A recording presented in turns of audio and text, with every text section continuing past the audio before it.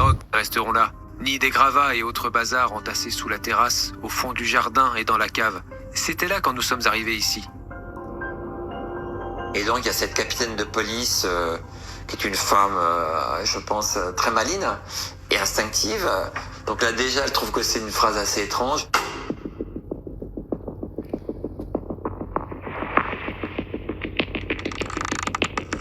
Elle va au bout du jardin, elle se retourne, elle voit la maison, elle voit la terrasse. Sous la terrasse, elle s'aperçoit que la gamelle des chiens est coincée entre le sol et la planche qui leur sert de literie. Et là, elle se dit, mais pourquoi ces deux gamelles sont là? Pourquoi l'une est coincée sous cette planche? Et comment feraient les chiens pour avaler leur pâté?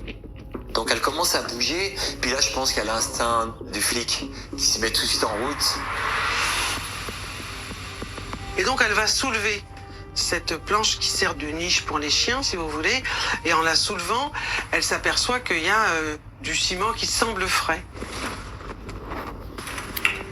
À partir de ce moment-là, notre collègue commence à filmer nos constatations. Quand l'enquêtrice commence à fouiller, elle se rend compte qu'il y a du plastique. Donc là, tout le monde s'y met, tout le monde se met à fouiller. Dès qu'ils ouvrent la surface plastique, il y a une odeur terrible que les flics connaissent bien, qui est l'odeur de putréfaction des chairs. Et puis là, ils tombent sur une jambe et en fait, c'est la jambe de Thomas. Là, évidemment, ils appellent immédiatement le parquet de Nantes, donc le procureur Roncin, pour signaler cette découverte et là, tout s'arrête.